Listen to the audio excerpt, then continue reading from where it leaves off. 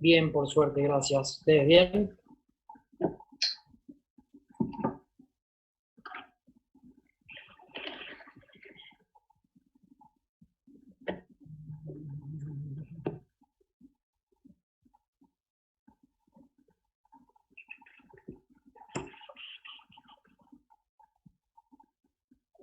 Vamos a entrar al resto de los compañeros y arrancamos. Bueno, buenas tardes, señor Nicolás.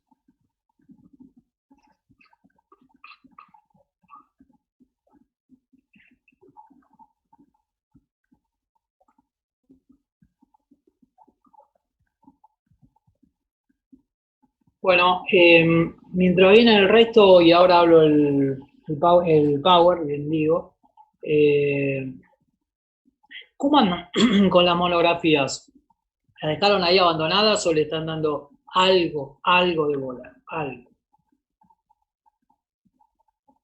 ¿Silencio? Estamos en proceso de corrección. Bien. ¿En qué instancia del proceso? Bien, hay gente que levanta el pulgar.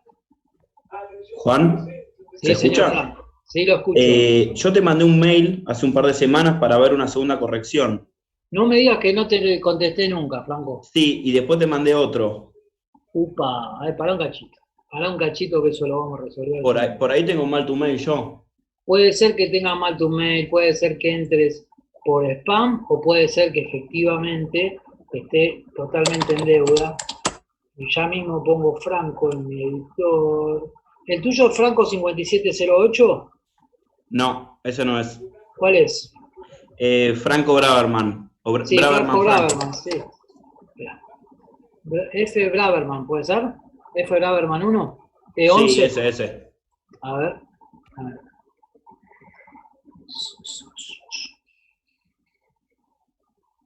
Señor Franco Braverman, tiene razón, se lo debo. El 7 de agosto me lo mandó. Tampoco saque pecho de decir que pero estoy en deuda. Y eso hay que reconocer. Pará, no. El 7 de agosto es el recordatorio. Claro, vos me lo habías mandado, acá lo tengo. No te voy a mentir. No sé por qué no lo vi. Te pido no, como se entregaba la semana que viene, quería ver si había más correcciones para hacer la presentación ya.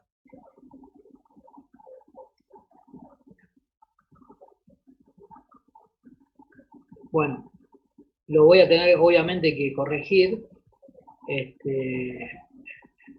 Igualmente no hay apuro. Yo tengo que rendir mañana y el jueves, así que seguramente lo hago el fin de semana. Lo hagamos el fin de semana. Sí. Va, pero vos, ¿cómo es la cosa? ¿Trabajás solo o trabajás? No, con el grupo. Ah. Pero rendimos todo mañana. No me des envidia, que les pueden tomar y yo sigo acá con los brazos atados. Pero ya me voy a desatar. Aviso que estoy haciendo gestiones para poderles tomar. No sé si eso es una buena noticia o mala, pero me estoy metiendo mucha presión porque, claro, y está bueno que me avisen que les están tomando. No se preocupen que la fecha del parcial la vamos a poner en conjunto, no es que la voy a poner yo el día que me dé la gana. Vamos a tener una clase de repaso.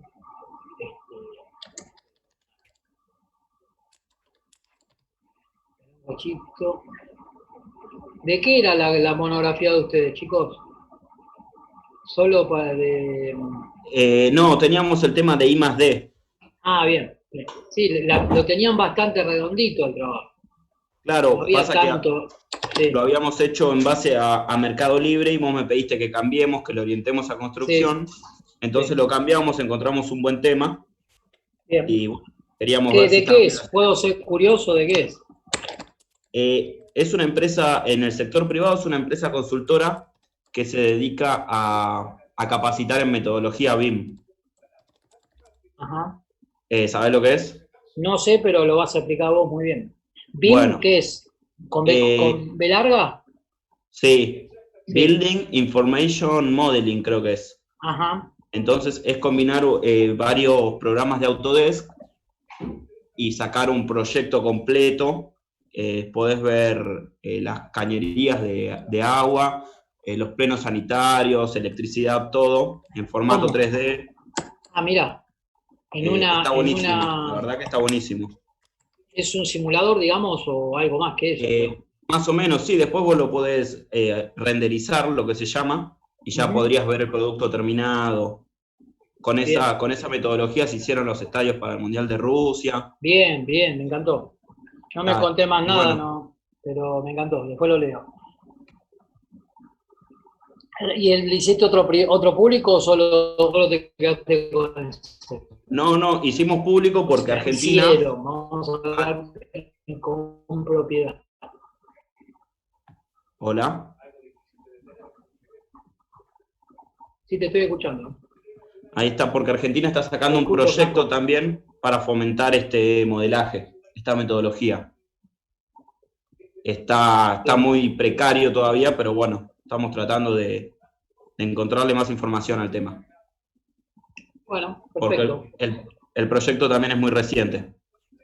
Mejor, porque lo que hoy parece alocado, créanme que dentro de muy poco tiempo va a ser algo hasta antiguo. Es increíble el ritmo que se producen estos cambios, ¿sí? Es una de las características del I+D. Bueno, creo que estamos todos, ¿no? ¿Ya estás grabando? Gracias, Dani. Bueno, voy a comenzar por... ayúdenme un cachito. La idea de mi clase de hoy es cerrar con los indicadores y y ya entrar en otro tema. Para lo cual les quiero pedir que me ayuden a hacerme acordar, no vamos a ir repasando como hacemos otras veces, temas que ya se vieron.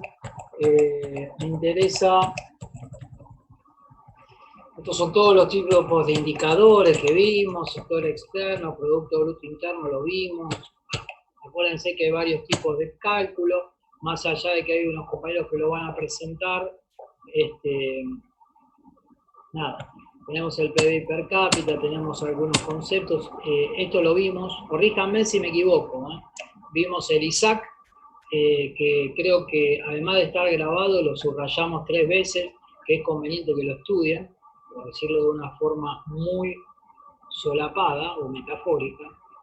Si quieren soy más explícito y le digo que seguro que se los voy a tomar. Esperen un cachito que tengo acá un mensaje en el chat. A ver, ¿qué dice el chat? Bueno, no sé, no dice nada, espero que sea importante, si no me avisan. Decíamos el ISAC, después teníamos el EMAE, el IPIM y la UCI. Esto se los mandé a título informativo, pero les expliqué, corríjanme si me equivoco, les expliqué de dónde salen estas fuentes y cómo buscarlas, inclusive se los mostré ahora se los mostré así compartiendo pantalla. Luego vimos indicadores de distribución del ingreso, vimos rápidamente el coeficiente de Gini, las necesidades básicas insatisfechas, la pobreza, la indigencia, el IDH. ¿El IDH llegamos a verlo?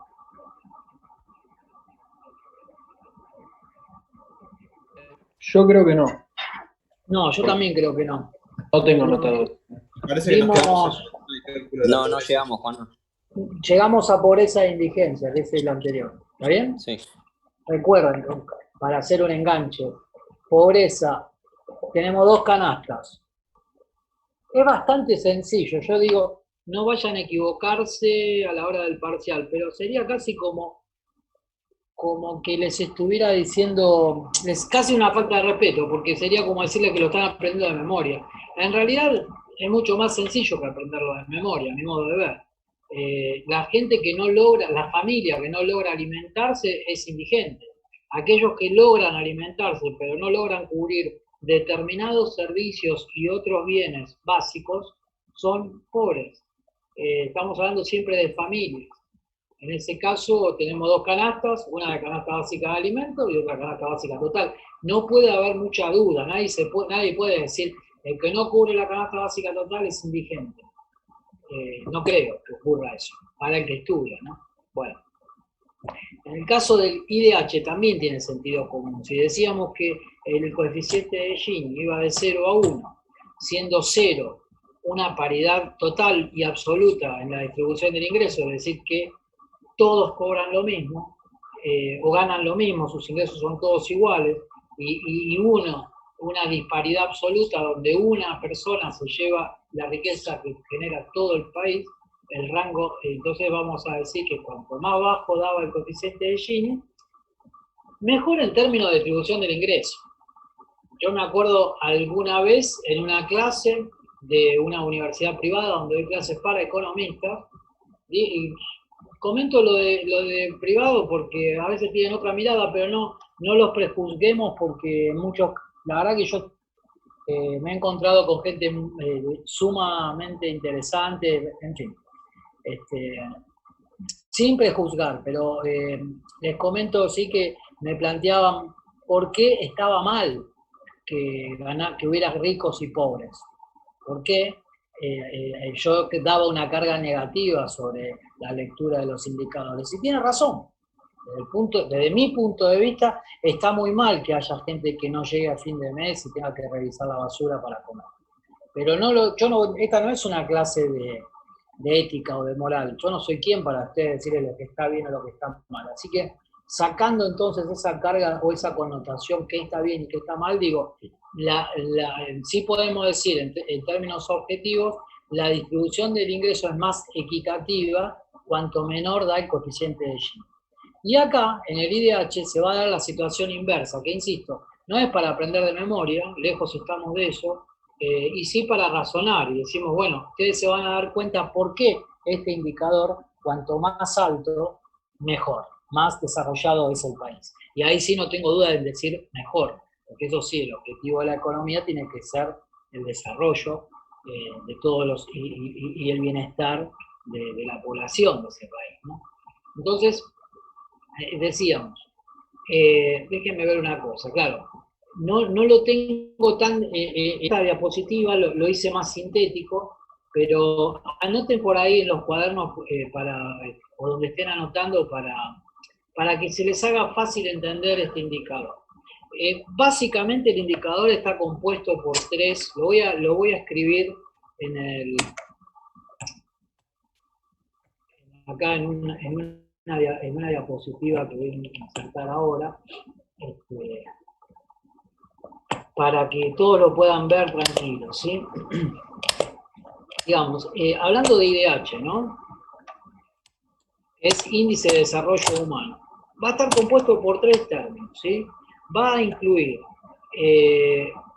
vamos a poner así, IDH va a ser igual al tema de expectativa, va a tener en cuenta, fíjense, el tema salud, lo voy a decir de una forma muy simple, para que entiendan, porque no es el objetivo que lo analicen muy en detalle, pero sí que sepan leer el indicador. Este indicador lo mide Naciones Unidas. Entonces, va a incluir este indicador, salud, educación y PBI. Es decir, podríamos poner el PBI, que va a ser per cápita, ¿no? Es decir, lo que intenta este indicador es medir el grado de desarrollo del país. Y fíjense que si nosotros lo pensamos objetivamente, es obvio, lo dijimos siempre y lo vamos a decir cuando hablemos de desarrollo, que la cuestión del crecimiento es clave para el desarrollo. Ya anótenselo por ahí. Es una condición necesaria, hay que crecer, los países desarrollados crecen en su economía, pero además logran otros impactos, otras mejoras, no es solo que se haga rico, no sé, la familia saudí, sino que además tiene impacto en la educación y en la salud, entre otras cuestiones. Entonces, estos tipos, esto nace de Amartya Sen, de dos economistas, un pakistaní y un indio, que ganaron el premio Nobel de Economía, y que uno puede decir, por esta obviedad, y sí, pero es una obviedad que es interesante. Los tipos dicen, bueno, para medir entonces el desarrollo humano vamos a combinar salud. ¿Qué tipo de salud? Sobre todo expectativa de vida o esperanza de vida. Cuanto mayor sea la esperanza de vida, este subíndice, este tercio del índice, va a dar mejor. La educación. ¿Qué van a medir de la educación? Más que nada, accesibilidad, así se dice, a los 3 grados de la educación formal, ¿no? Primario, secundario y universitario. Hay tasas de accesibilidad, y bueno, aquellos países donde, digamos, sean más altas las tasas o los subíndices de cada nivel en relación a la edad de su población, va a tener una mejor nota, digámoslo así, en este segundo miembro de este indicador. Y el tercero, repito, era el producto del país relacionado con toda su población. Entonces, volviendo a lo que les quería plantear, va a haber tres grupos de naciones. Vamos a tener aquellas que tienen un IDH alto, que da un IDH hasta 0, entre 0,8, digamos, y 1, ¿sí? Mayor o igual a 0,8, 70 países, un índice con medio, lo llaman en este indicador, que va de 0,5 a 0,8. En el del 2015 había 85 países en esa condición, y finalmente los que tienen bajo, que es por debajo del 0,5. Acá tengo 2015, la Argentina no sorprende, yo creo, que tiene un nivel alto, y tiene un nivel alto porque indudablemente estamos hablando en relación a los países en desarrollo. Por favor, lamentablemente, no comparen a nuestra querida Argentina con Noruega, porque estamos lejísimos. Pero si lo vemos en relación a la región, sin ir más lejos, no, la discusión es otra, y se ve hoy plasmada en la cantidad de muertos por enfermos de coronavirus, ¿no? Eso tiene que ver con la salud, desde ya, ¿no? Con el acceso, con la accesibilidad de la salud. Y esto, quiero decirles, repito, ¿cómo se calcula? Bueno, hay una cantidad de índices que prepara Naciones Unidas, no quiero complejizar mucho este análisis, pero tiene que ver con cantidad de camas en terapia intensiva cada 1.000.000 de habitantes, cantidad de médicos por cada 1.000 habitantes. Esos indicadores van a conformar lo que es la accesibilidad a la salud. Entonces decía, no sorprende que Argentina tenga buenos niveles, porque acá lo que estamos viendo, fíjense en la educación, también para que no se ponga nadie nervioso y decir, pero entonces es falso ese indicador. Repito, miremos con objetividad a todo el mundo, imaginémonos Chile, donde hace 6 meses, no hace 1000 años, así que ustedes lo vieron, estaba medio incendiado, porque los chicos de la edad de ustedes estaban hartos de no poder acceder a la educación, por ejemplo. Y ir a una universidad como la UTN en Chile es no ciencia ficción, es más lejano que una ciencia ficción, es una suerte de un sueño imposible. Digo el país de al lado nuestro, pegadito, ¿no? Brasil lo mismo, lo conozco a fondo el tema en Brasil, y a pesar de que hubo grandes reformas durante el gobierno de Lula, sobre todo en ese tema, están lejísimos de tener un acceso ilimitado como el que tenemos nosotros. Es decir, acá nosotros estudiar en la universidad pública es cuestión de presentarse y después darle para adelante. Bueno, nada. Eso hace que la Argentina tenga un buen nivel. Alguien dirá, pero eso no me está diciendo qué tan calidad hay en los médicos argentinos o en los docentes universitarios o secundarios o primarios de la Argentina en relación. No es calidad, es cantidad. Este indicador mide cantidad.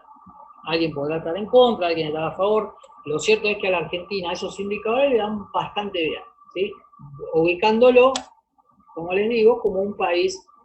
En el 2015, habría que ver cómo se ajustó ahora, habría que medirlo en el 2019, pero en el 2015 Argentina formaba parte de países con mayor IDH del mundo, bueno, y otros países también serían con buen desarrollo y demás, ¿sí?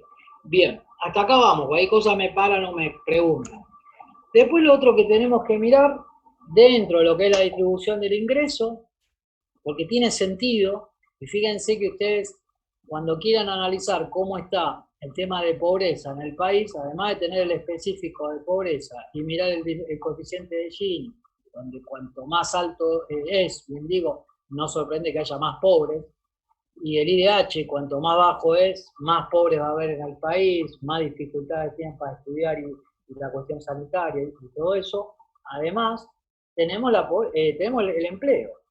Está claro que en una sociedad capitalista como la que vivimos nosotros, es decir, no hay una autogestión hipona, es decir, nos vamos todos al campo a producir, y yo figuro como desocupado, pero mira, soy un gordito feliz. No, ese mundo tampoco es real y tampoco existe. Entonces, una referencia que tenemos los economistas es medir el empleo. Entonces, ¿cómo se mide el empleo? Pues acá les voy a tirar una serie de definiciones para que también, así como venimos haciendo, ustedes hablen a partir de ahora con propiedad y sepan entender lo que están leyendo. Algunas cuestiones puntuales, después estas sí las van a tener que estudiar, pero no son complicadas. Una es la definición de población económicamente activa. A grandes rasgos podríamos decir que son todas, primero, está conformada por gente mayor de 18 y menor de 65 para los hombres y de 60 para las mujeres, es decir, la edad de trabajar. Pero además, dentro de ese segmento poblacional, vamos a encontrar que hay ocupados y hay desocupados. Y en ese marco estaría lo que es la PEA, que es la población económicamente activa.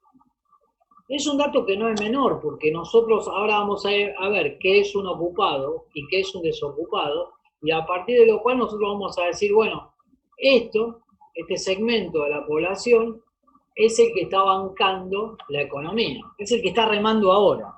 Ustedes saben que el sistema de jubilación es solidario y digamos, está pensado de tal forma que los que laburamos ahora bancamos a los que no trabajan ahora y van a trabajar a futuro. Nosotros, ustedes, los que están pagando impuestos, trabajando y haciendo aportes jubilatorios, saben que esa plata en realidad no está en una caja que dice Juan Manuel Labanca. No, está en una caja que dice jubilaciones, y que todos los días le pagan por ahí a alguno de los padres de ustedes o a un abuelo de ustedes. Y en el futuro ustedes me van a pagar a mí, así como yo hace 10 años les pagaba el colegio a ustedes, que eran de un primario, pongámosle del Estado, o recibían algún subsidio, lo que sea. Digamos que es una rueda que se va retroalimentando. No es un sistema perfecto para nada. Acá salimos de Argentina, por supuesto, estamos hablando a nivel universal, y les estoy explicando muy someramente cómo es que funciona esto. La cuestión es que no es un dato menor, repito, saber cuál es tu población económicamente activa, porque ahí sí hay cálculos que dicen, bueno, si tenés una población excesivamente vieja, si es muy joven no hay drama, si hay muchos pibes que vienen abajo, no hay drama, porque sí puede ser coyuntural el problema que tenés con el pago de jubilación.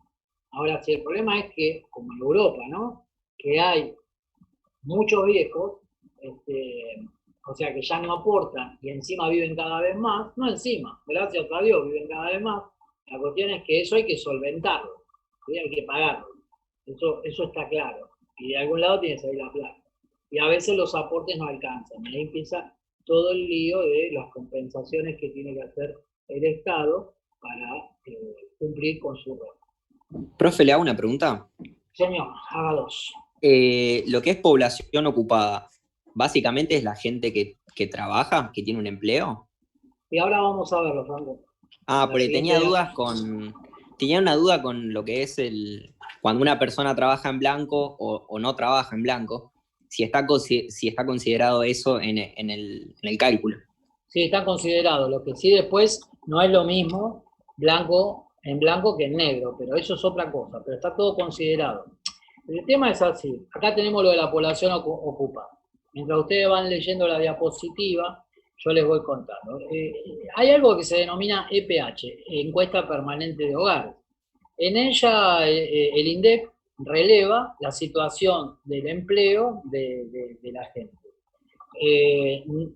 Hay un campo en la encuesta que dice si está en relación de dependencia, si paga, si tiene los aportes jubilatorios, o si está en negro. Eso aparece, esa subcategoría y ese dato en la encuesta, pero básicamente lo que nosotros estamos midiendo acá es si trabaja o no. Porque, insisto, va a haber otras categorías, ¿sí? El tema es, fíjense, un ocupado es una persona que al menos tiene una ocupación. ¿Qué es una ocupación? Bueno, una ocupación es trabajar como mínimo 1 hora en la semana de captación de datos. 1 hora por semana. Ustedes dirán, qué poquito. Bueno, ahí viene el segundo bullet. La idea es poder comparar, es el mismo método universal. Es decir, cuando nosotros decimos, hay tantos desocupados en España, menos que en Argentina, más que en Argentina y menos que en Albania, es porque tenemos el mismo sistema de medición. Entonces lo podemos comparar. Ahora, fíjense que la idea es discriminar también dentro de la población ocupada quiénes son ocupados plenos y quiénes son subocupados. ¿Sí? Un ocupado pleno, perdónenme, no sé si está por ahí, son 35 horas por semana. ¿Sí? 35 horas por semana de ahí para arriba es un ocupado pleno. Entonces tenés el rango mayor de 1, ocupado. Dentro de los ocupados vamos a tener ocupados plenos y subocupados. La segunda categoría importante en relación a la PEA, que era la desocupación, por favor, esto puede parecerle un trabalenguas al que no me vienen siguiendo. Al resto, y al que le parece un trabalenguas, va a tener que aprender de alguna forma, porque por una palabrita está mal la respuesta. Al resto, al que me venga siguiendo, nada, piensen un poquito y van a encontrar mucha diferencia, o sea, con el propio nombre, que es un desocupado y que es un ocupado. Un ocupado, 1 hora como mínimo de trabajo, y un desocupado, una persona ocupada, acá está, perdón, y un desocupado es una persona que no tiene trabajo, obvio, profe, sí, pero que lo está buscando activamente, agrego yo. O sea, la diferencia entre el que no estudió nada y viene al final o al parcial y dice, ¿qué va a hacer un desocupado? Un tipo que no labura. No alcanza, porque además tenés que aclarar que está buscando activamente el trabajo. Y eso no es un dato menor, ¿sí? Porque entonces no registra a aquellos que por diferentes motivos no están buscando trabajo. Eso no es un desocupado, eso es un inactivo, que está fuera de la PEA. O sea, la PEA es, repito, la sumatoria entre los ocupados y los tipos que son desocupados involuntariamente. Es decir, que no trabajan pero quieren trabajar. Este es el desafío. Acá es donde el Estado, porque el resto no puede ir con un arma a obligarlos a trabajar, ¿no? Este es el desafío del Estado, y de un plan económico, o de un mercado, si prefieren, ay no, tanto Estado me pone de mal humor, listo. Bueno, el mercado tendría que dar cuenta de estos factores productivos ociosos, de esta situación que llamábamos nosotros de ineficiencia, y a partir de ahí decir, bueno, ok, ¿qué hacemos con esto? Porque yo necesito, acuérdense, que todos estos monos remen. Si todos estos monos reman, la economía más o menos funciona. Si esto empieza a crecer, y bueno, cada vez son menos los que reman, porque encima fuera de estos, repito, están todos los los inactivos, que son personas que ya no buscan trabajo, no trabajan ni buscan trabajo. Pero ya vamos a hablar de ello. Entonces tenemos, decíamos, dentro de los ocupados está la categoría de subocupados, que son los que trabajan menos de 35 horas. Hay dentro de esos subocupados tipos que están buscando activamente cumplir más horas, tener más de un trabajo o lo que fuera hasta cubrir toda la jornada laboral. Y la población inactiva, que la mencionaba recién, es un conjunto de personas que no tienen trabajo pero tampoco lo buscan. Por eso no son considerados desocupados. Y ahí tenemos los marginales y los inactivos típicos, estén o no dispuestos a trabajar. Entonces, los marginales no van a trabajar bajo ningún concepto. Los inactivos típicos pueden ser contemplados en esa categoría. Nadie, un alumno que lo bancan los padres, no trabaja, pero es una cuestión circunstancial. Después una vez recibido, se supone que se va a poner a trabajar. Si no, los viejos lo sacarán de una oreja a la calle. Pero bueno, así es más o menos cómo clasificamos entonces a los individuos. Después, las más usadas por ustedes, las que más van a leer en el diario, son las tasas. Otra vez, no nos dicen, hay 7 millones de desocupados, 5 millones, no. Lo que nos dicen son porcentajes, las tasas. La tasa más conocida de todos es la de desocupación, ¿sí? En la Argentina, ¿alguien sabe en cuánto ronda la tasa hoy de desempleo, más o menos? Digo, para medir el grado de interés y de información que manejan hoy futuros ingenieros de la economía de su país. ¿Puede ser 10%? Muy bien, está en torno al 10,8, ¿sí? Más o menos. Bien, esa tasa es la más conocida. La tasa de empleo, pero fíjense, también para evitar complicaciones en el parcial. La tasa de actividad es la que decía antes, que me dice cuánto del porcentaje de toda la población, fíjense, es PEA, son los remeros. ¿Cuánto? De los 45 millones, 46 millones que somos de este país bendito, somos los remeros en este momento. La tasa de empleo lo que dice es cuánto de la población ocupada hay sobre la población total. Repito, esta tasa de empleo se usa muy poco. ¿Cuál se usa? La que recién decía el compañero, esa de desocupación. Y la de desocupación lo que me relaciona es el porcentaje sobre la PEA. Entonces, nadie se me vaya a equivocar en un multiple choice, sobre todo, o en un verdadero o falso, que yo por ahí cruzo esto con esto, le meto PEA donde es población total, y nada, ustedes ahí entiendan el concepto. Entonces, cuando yo hablo del 10%, vamos a hablar de números redondos, de desocupación en el país, no estoy diciendo que haya 4,5 millones de argentinos sin trabajo. Lo que estoy diciendo es que es el 10% de la PEA. ¿Cuánto es la PEA? Y aproximadamente entre 60 y 70% de la población total. Es decir, vamos a decir que son más o menos unos 28 o 30 millones. Sobre ese porcentaje calculamos entonces la desocupación y podemos decir entonces que ronda los 3 millones, no los 4,5 millones. ¿Okay?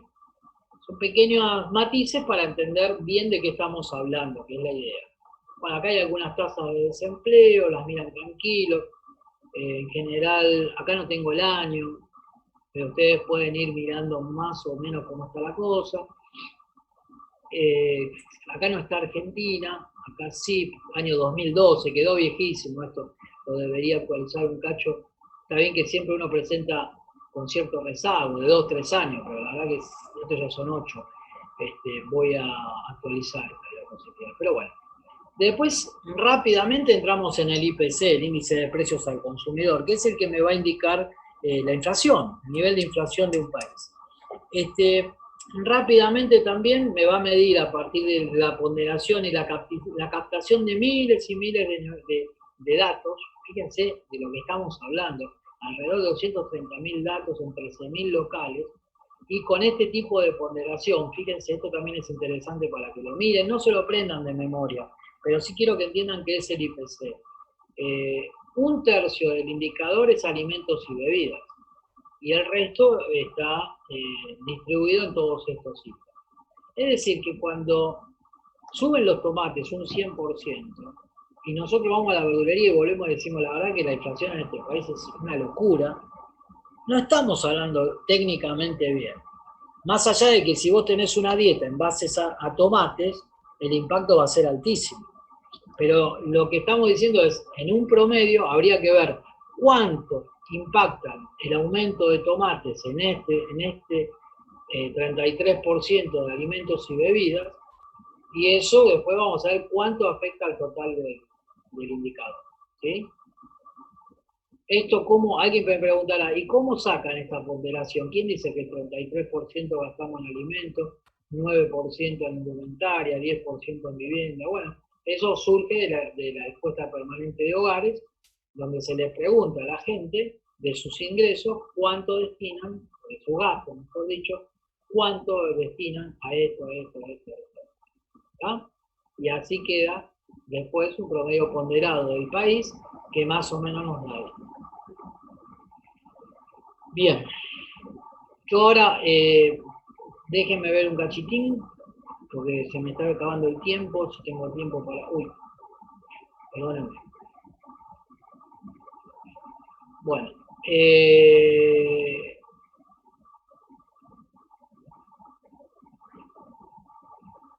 la balanza de pagos, otra cuestión fundamental. La balanza de pagos también, quiero que aprendan los términos brevemente, yo después les voy a pasar un apunte mejor que este PowerPoint, digo, un apunte del INDEC, donde tienen todas las definiciones estas a mano. No son muchas, no se asusten, cuando venga el momento del parcial vamos a ir tildando uno a uno y van a hacer algo así como no sé, 10 páginas, con suerte, de definiciones bien sencillas. En el caso de la balanza de pagos quiero que entiendan esto, porque para la Argentina es un tema muy crítico. Lo que nos va a decir esta balanza es la relación de Argentina con el resto del mundo, es decir, cómo están las entradas y salidas de dólares de la Argentina. Nosotros, ustedes también, me imagino, imaginarán múltiples formas de salida y entrada. Por supuesto, algunos estarán pensando, sí, la fuga de capital, sí, esa es una.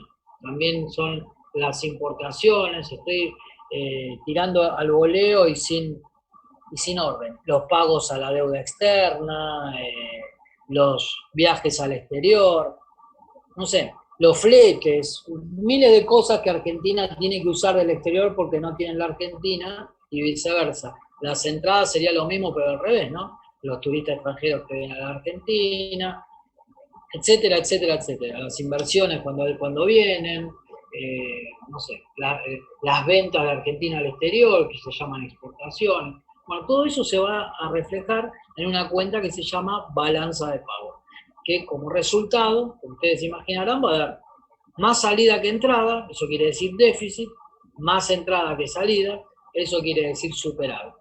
Cuanto más dólares quedan en la economía, más reservas va a haber en el país, punto, porque ya vamos a ver que una vez más, uno puede decir que acá la respuesta sería, está bueno que haya más dólares que entran de los que salen, y otra vez, chicos, como les digo siempre, la gran respuesta es depende. Y ahora vamos a ver, ¿de qué depende? Bueno, depende de cuál es la fuente. ¿Por qué? Y porque, como algunos de ustedes se estarán imaginando, una fuente puede ser endeudamiento. El endeudamiento está buenísimo, pero tiene un problema el endeudamiento, como hemos aprendido dramáticamente en los últimos 2 años y medio, digamos. En un momento que el fondo o que el mercado no te presta más, recurrís al fondo, y en un momento el fondo tampoco te presta más porque te dicen ahora lo tenés que devolver. Y ahí fue que, por eso digo, los últimos 2 años del gobierno anterior fueron de endeudamiento extremo y ahora se cerró, como bien saben, espero, que la semana pasada, una renegociación de deuda porque Argentina no podía hacer frente a sus obligaciones con el sector externo porque no tenía los dólares suficientes, ¿sí? Entonces, vamos a tener la balanza de pagos, va a ser la sumatoria entre la cuenta corriente y la cuenta capital y financiera. La primera, la cuenta corriente, va a tener cosas duras, bienes y servicios, rentas. Acá está la balanza comercial. En cambio, la cuenta capital y financiera, como su nombre lo indica, tiene que ver con activos y pasivos financieros, ¿sí? Repito, de estas dos cuentas,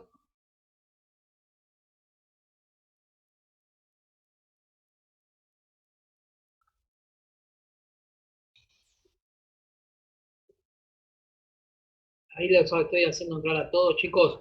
Por supuesto, siempre los invito, de paso me ayudan a mí a descansar mi garganta querida. Con cualquier comentario, lo que quieran, muy bienvenido. Yo igual sigo, si no se preocupen. Están invitados a hacer cualquier tipo de consulta y o comentario.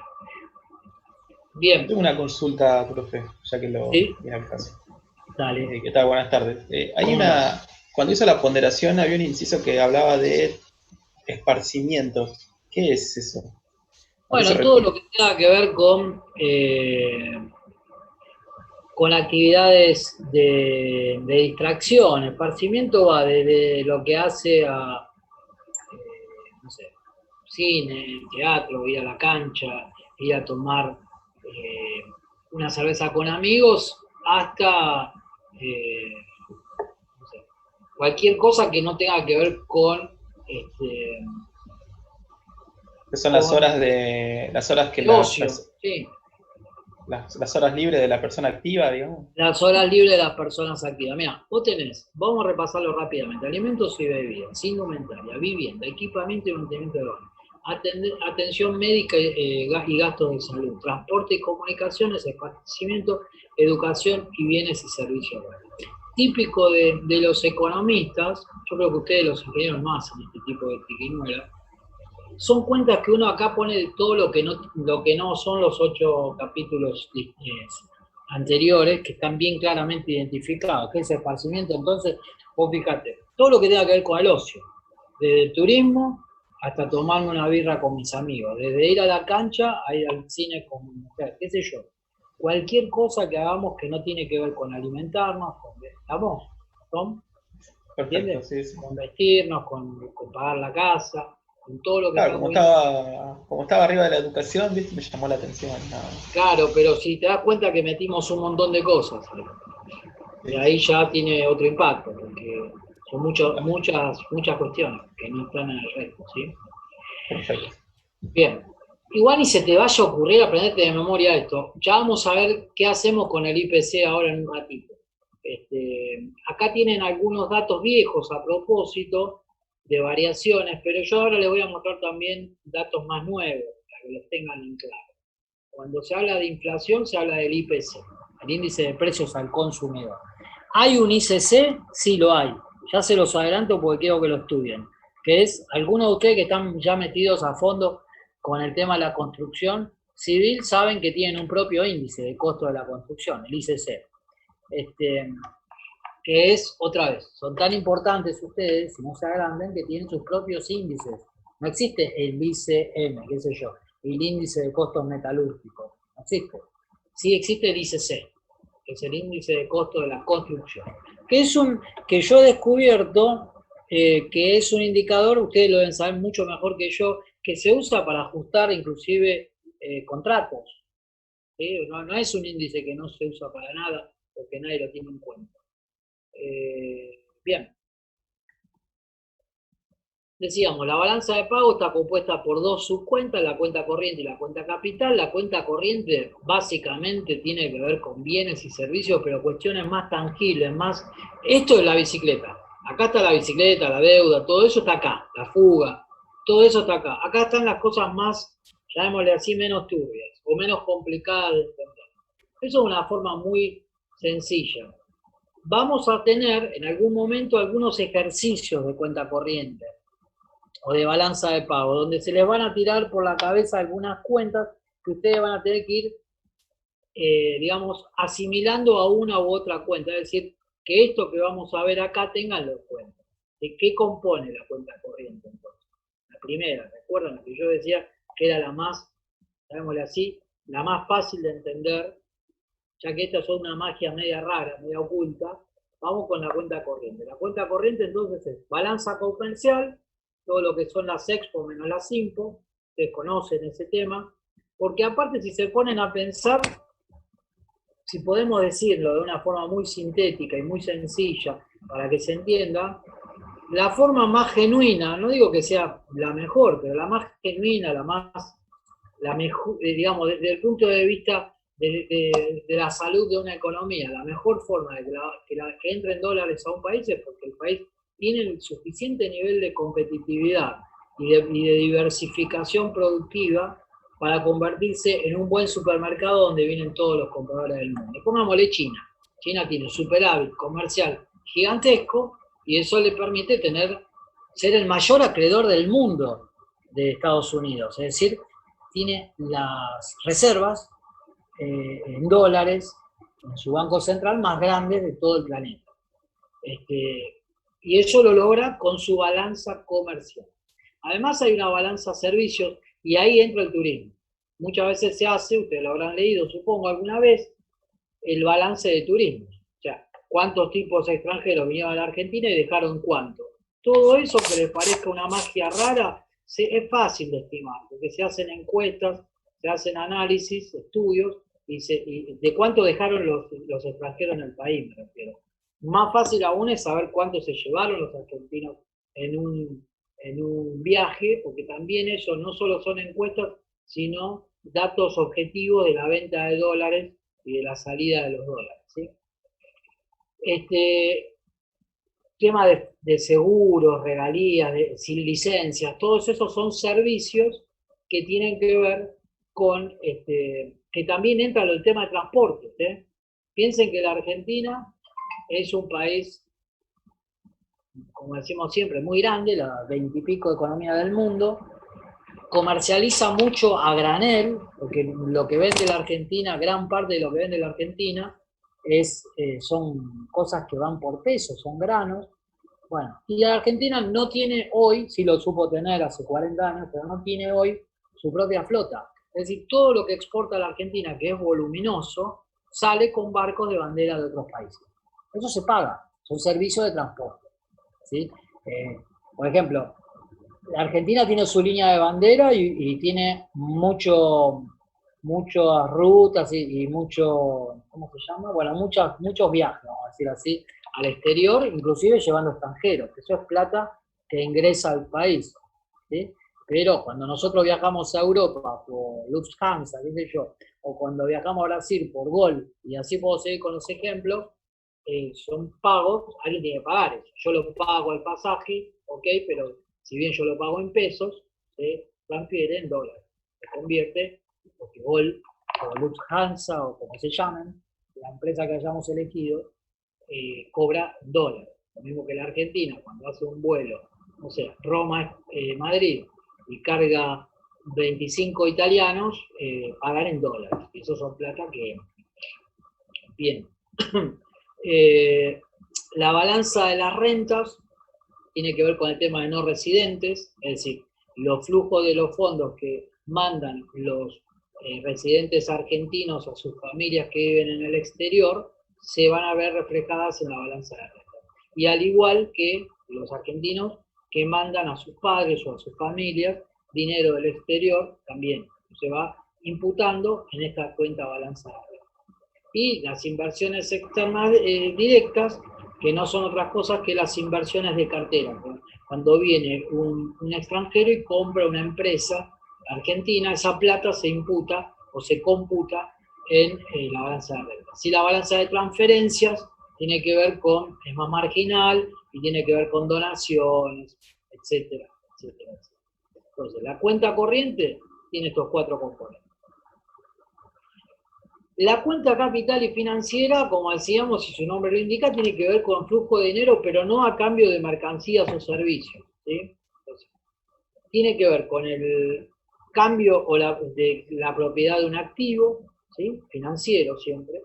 Tiene que ver con la inversión, ¿sí? Pero no como la inversión que decíamos anterior de cartera, sino con la participación duradera de un bien que se va a invertir en nuestro país, o los argentinos afuera. Nosotros cuando compramos un departamento, nosotros, ojalá yo pudiera, pero digo, cuando alguien va y compra un departamento en Miami, son dólares que salen. Cuando viene un extranjero y compra una tierra en la Patagonia, son dólares que hay, ¿sí? La inversión de cartera, decíamos, títulos de deuda, sobre todo. ¿Cómo rápidamente, no los quiero meter en ese lío porque es complejo, pero cómo se endeuda la Argentina externamente? Vamos a ver, tenemos la deuda pública y la deuda privada. Pensemos en la pública, después pensamos en la privada. En la pública, la Argentina emite deuda, emite unos bonos, ¿sí? Que dice, bueno, me das 100 y yo te devuelvo, pongámosle, ¿no? 105 dentro de 5 años. Estoy pagando un 5% en 5 años. Ojalá fuera esa la tasa de deuda. ¿Sí? Entonces, me van a entrar a través de emisión de bonos, de títulos de deuda, o de pagarés, según el formato, 100, 1000 millones, 100 dólares, 100 millones de dólares en concepto para la Argentina. Eso es una entrada. La salida es al revés, es cuando cancelo la deuda, cuando devuelvo los 105 que me comprometo. Bueno, eso va a impactar en las reservas, ¿sí? Y finalmente entonces tenemos la cuenta capital y financiera, su composición, recuerden que la suman todo, y como decíamos, pueden dar positivo o negativo, y básicamente, insisto, cuando uno emite deuda, por eso digo que depende, yo emito deuda, entran dólares, la positivo, la superávit, la cuenta capital. Cuando yo pago deuda, sería lo que uno desearía, no deber, cancelar todo, digamos, que también, otra vez, la economía tiene esa cosa mágica. Ustedes me preguntan, ¿es bueno o malo endeudarse? Y otra vez tengo que recurrir al famoso depende. Si yo me endeudo para hacer, supongamos, hospitales, respiradores y descubrir la vacuna contra el coronavirus, ¿cómo voy a decir que es malo?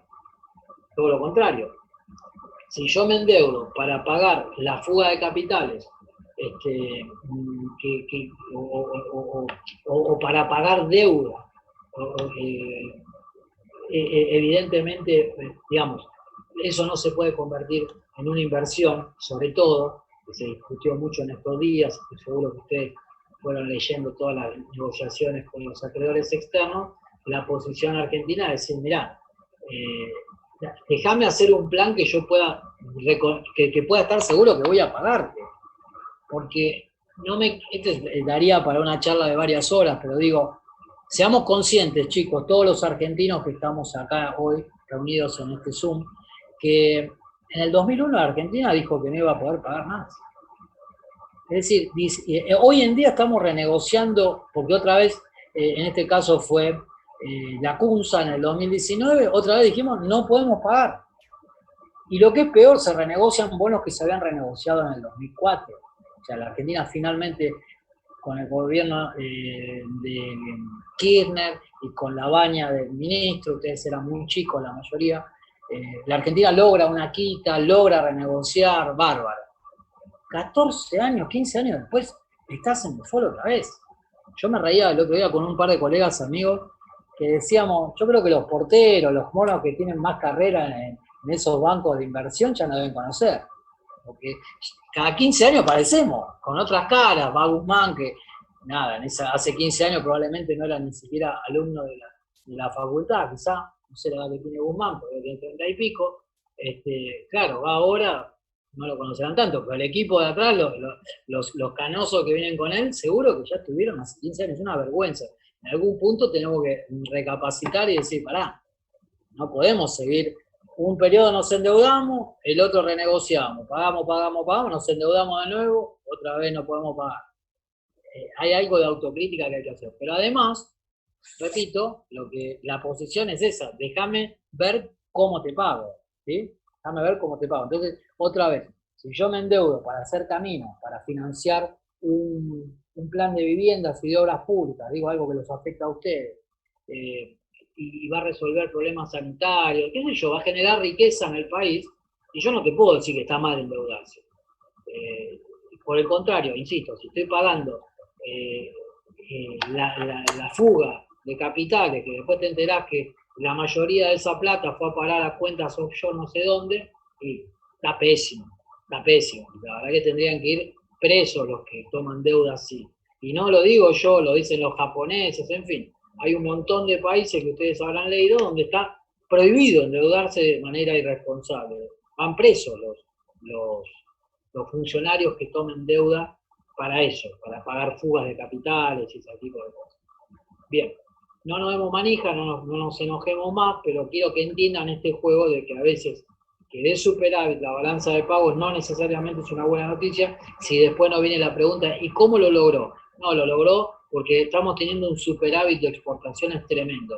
Y aún así yo podría preguntar, ¿y por qué tenés un superávit tremendo? Porque acuérdense que la balanza comercial son las expo menos las impo. Y como bien saben de ustedes, porque de matemáticas saben mucho, esta cuenta podría dar ganancias, porque subieron las expo, pero también porque bajaron las impo. Y si las impo bajaron porque el PBI está cayendo como loco, y porque nada, porque la gente no consume nada, y también está buena la noticia, porque en el corto plazo tengo dólares, que es lo que está pasando ahora, pero en el largo plazo yo sé que es insustentable, porque, repito, el objetivo de cualquier plan económico, por lo menos a mi humilde modo de ver, debería ser que cada vez estén mejores los habitantes de esa economía. Entonces, Si vos lográs pagar a costa de que la gente no está consumiendo nada, vos decís, bueno, cuando esto empiece a andar bien en serio, ¿qué va a pasar con la balanza? Y con la balanza comercial. Bueno, son preguntas que uno se hace y que tienen que ver con la balanza de pagos, gran tema gran, que tiene que ver con el dólar, ¿sí? Bueno, como decía, puede dar superávit cuando una de estas dos cuentas es mayor que la otra, si una es deficitaria, o cuando las dos son mayores que cero. Y ahí tienen algunos comentarios que después mírenlo, porque ese se cruza al tener dos cuentas relacionadas entre sí, cuando da positivo, cuando da negativo. Colorín colorado, el cuento de los indicadores se ha terminado. Yo lo que voy a reforzar ahora, mientras ustedes me hacen alguna pregunta, están ahí todavía, ¿cierto? Sí, acá estoy. Acá. Bien. Firmes. Firmes. A ver, ¿cómo me gustaría estar en la clase para ver quién me pone carita de dormido? Ahí hay gente que aplaude, no sé si es para ganarse algún beneplácito del profe. Yo voy anotando los nombres. A Gastón me levanta el pulgar, Micaela levanta el pulgar, Nico aplaudió. Ahora empiezan a levantar todos el pulgar. Bueno, muy bien, muy bien. No sigan levantando el pulgar porque ya me indignan, al revés. Una cosita más les voy a decir sobre un temita para nosotros. Ustedes me están viendo a mí, ¿no? Voy a seguir compartiendo la pantalla rápidamente. Comparto la pantalla y bueno, y vamos a relacionar, esto tranquilamente podría estar en conjunto con las otras diapositivas, es el tema de inflación, que lamentablemente no lo tengo en el PowerPoint que les pasé. Confírmenme si estoy equivocado, me parece que no lo tienen disponible este PowerPoint. Son 5 o 6 paginitas que yo lo voy a compartir ahora, ¿sí? Quédense tranquilos. Si alguno de casualidad lo vio en el grupo, me avisa desde ya. Si no, quédense tranquilos que yo se lo mando. Entonces, inflación. ¿Cómo se mide la inflación? Con el IPC, con el índice de precios al consumidor. Bien. Bueno, eso es lo que dice acá. La cuestión es, definición de inflación. También, importante, lo voy a tomar y todo, porque ya sabemos, tanto el tema balanza de pago o el dólar, como el tema del aumento de precios.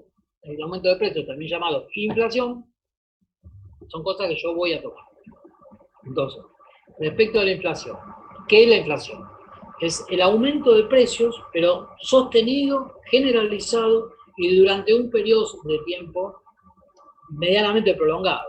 Es decir, bueno, y dicho de otra forma, porque ahora lo aclaro en la siguiente diapositiva, por eso paro acá, pero es decir, implica una caída, otra forma de definirlo sería la caída del valor de dinero. Es decir, yo soy un asalariado, cobro un salario todos los meses. Bueno, la inflación sería algo así como que cada vez en términos reales gano menos. Es decir, si yo antes, vamos a suponer, con 100.000 pesos podía comprar, es decir, 200.000 kilos de no sé qué, no sé tanto, no es grande, 100.000 pesos, algo que cueste 10 pesos, sí, pongámosle 10 pesos, yo podría comprar 10.000 kilos de, no sé, manzana. Al mes siguiente, como aumentó el precio a 20, yo empiezo a ganar cada vez menos en relación de manzana. Esa sería la segunda forma de definir, o sea, o aumentan los precios o cae el valor del dinero. Entonces, ¿qué no es la inflación? Un aumento ocasional de precios. ¿Qué es la inflación? ¿Dónde está acá?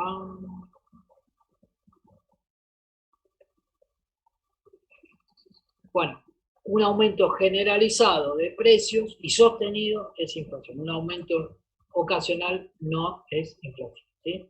Para cuantificar la inflación se usa el IPC, que mide el INDEC. Y lo más importante entonces, rápidamente, cualquier cosa me paran y me consultan, tenemos 4 tipos de inflación, ¿sí? 4 tipos. Una denominada inflación latente o reprimida. Se da cuando se establecen controles de precios, es decir, yo tengo frenada la inflación o la reprimo a partir de congelar una serie de tarifas o de precios, pero la tengo ahí, digamos, que en cuanto me muevo, libero lo que sea, vuelva a recalentarse el tema de precios. Esa es una definición, un tipo, mejor dicho. Sí, señor. Podría ser, ¿sí? Sí. O cualquier otro congelamiento de tarifas, inclusive. Si no viene acordado o no viene producto de otras medidas, acompañándola, vos sabés que te dura mientras te dura el acuerdo. De hecho, precios cuidados, como bien supimos, porque esa fue una política que arrancó, si no me equivoco, en 2014 y está viva hasta hoy, ¿sí? O sea, siguió con el gobierno de Macri, una de las pocas políticas que tuvieron toda la continuidad, y bueno, después vimos, el año pasado tuvimos la inflación más alta, en el 2019, ahora bajó por suerte, en el 2019 estuvo arriba del 50%, creo que fue 52% medida por el INDEC en ese momento, ¿no es cierto? Y era la más alta desde 2001. Sí, bien digo, desde 2001. ¿Sí? La más alta de los últimos 18 años fue esa y estaba a precios cuidados. ¿Sí? O sea que no es garantía de nada precios cuidados, sino va acompañado de otras cuestiones. Ya vamos a ver de qué cuestiones, rápidamente, ¿no? Después tenemos otra que denominamos lenta, que durante un periodo prolongado de tiempo se da una tasa baja, que es baja otra vez, y depende, pero claramente 2 dígitos, más de 2 dígitos por año anuales, o sea, cuando supera el 10% anual, ya no es baja, ¿sí? Ya empieza a ser media, o después ya empieza a ser alta. Después tenemos el caso de hiperinflación, ¿sí? El caso de la hiperinflación es cuando la situación de crecimiento de precios se descontrola totalmente. Tampoco en economía hay un número exacto, ¿sí? 50% es muy alta. Más del 50%, como tuvimos el año pasado, es muy alta. Es hiperinflación. Yo era chico, no era tan viejo, no soy tan viejo, pero cuando fue lo de Alfonsín, en el año 89, eso era algo. Porque ahí llegó a haber más de 1000% de inflación interanual, más de 1000%, más del 100%, mucho más del 100% mensual. Entonces, ahí teníamos hiperinflación. Pero vos me decís, 50 es hiperinflación, como he leído algunos papers, ¿no? Que ya decía que estábamos en la hiper, en el 19. Y no es hiperinflación, es muy alta, pero no es hiperinflación. Hiperinflación, por lo menos, estamos hablando arriba del 100% interanual. Bueno, y la estanflación, que es un fenómeno que lamentablemente, insisto, podemos decir que tuvimos en el 19 y en el 18, con tasas altas de inflación, digo esos 2 años, porque son 2 años, como bien saben ustedes, sobre todo los que están analizando el PBI, son 2 años que cayó el PBI, más de 2% en el 18 y más de 2% en el 19, bueno, con tasa de inflación de arriba del 50 en el 19 y arriba del 40 en el 18. Entonces, ahí tenemos un proceso que se denomina estanflación, que lo tenemos cercano. No es que yo pongo ese ejemplo por otra cuestión que no sea, chicos, lo vivieron ustedes, ahí sí, no es que Alfonsín, 89, yo no había nacido, no. Te hablo de algo que vivieron ustedes el año pasado. Eso es estanflación técnicamente. Alta tasa de inflación y caída en el PBI. Bueno, ¿y cuáles son las causas de la inflación? Entonces, lo primero que hay que reflexionar entre todos sobre la inflación es que no hay una sola causa. Lo segundo, claramente, recordando la frase famosa del presidente anterior, cuando dijo en época de campaña, que se acuerdan, ¿no? Lo habrán visto en todos lados, si no búsquenlo en YouTube, que él decía algo así como que la inflación era una estupidez de controlar, que él lo iba a resolver en 3 meses, y como si esto fuera poco, era un indicador de lo mal que se gobernaba.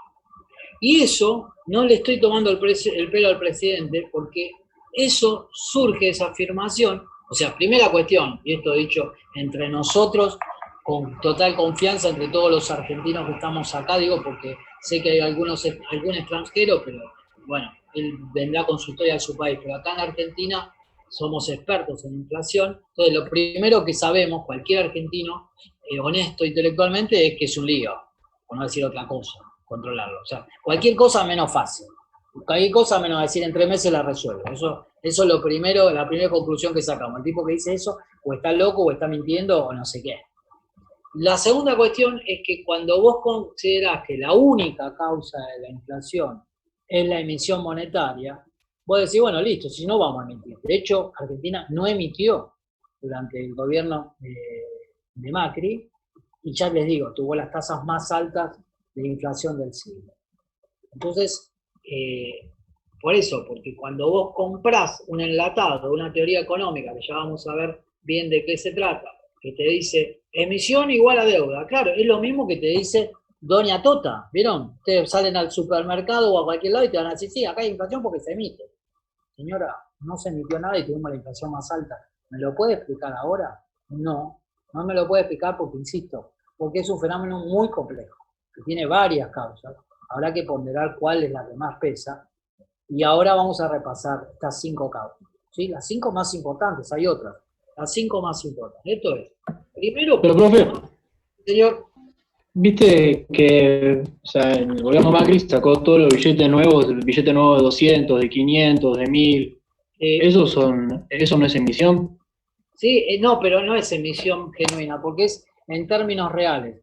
Vos, para que darte una idea, vos tenés que el PBI es la sumatoria de todos los precios por cantidades, ¿no? Sería el ingreso total de un país, una sumatoria gigante de precios por cantidades. Entonces, vos necesitas, el dinero es un facilitador de las transacciones, entonces vos vas a necesitar más dinero para poder, si P sube, ¿no? Me seguís en el análisis. Yo Sí. si tuviera un pizarrón, seguro que me podrían ver mejor todo esto, pero imagínense miles y miles, porque una economía como la Argentina tiene miles y miles de precios y miles de cantidades, bueno, hay un monito que está sumando todo eso, y digo, si va subiendo el precio, necesito más billetes para que la cosa no se pare por faltante de dinero. Lo que digo es que en términos reales, la cantidad de dinero emitida fue menor que lo que aumentaba la demanda de cantidad. ¿Entiende? Sí. Bajo, en términos reales, fue fiel a su pensamiento. A la demanda del peso. Claro, exactamente. Okay. Entonces, lo que quiero decir que fue coherente con su pensamiento. Tiene como una montaña o algo así. Claro.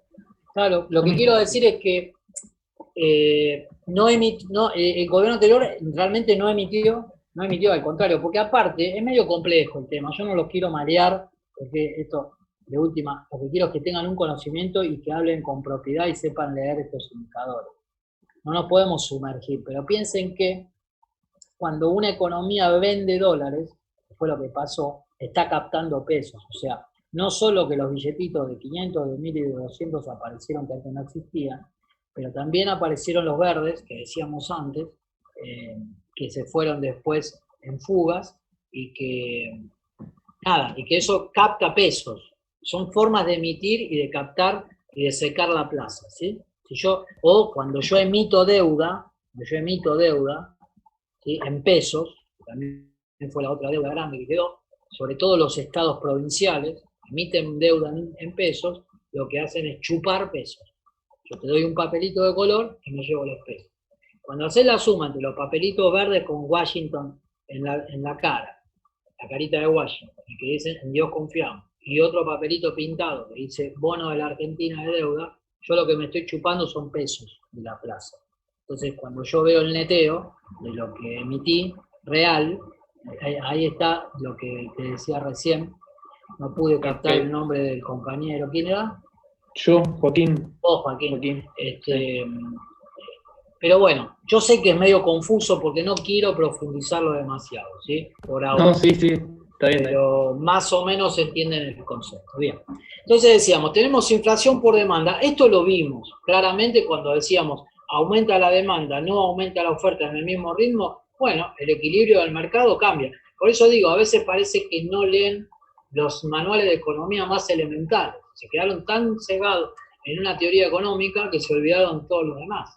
Porque lo primero que te van a enseñar en una clase de economía inicial, que ustedes la tuvieron, y ojalá que la hayan aprendido, era que se desplaza la demanda y no se desplaza la oferta, no acompaña al mismo ritmo, no tengo otra cosa que un nuevo equilibrio donde se consume más, ok, pero se vende a otro precio más alto.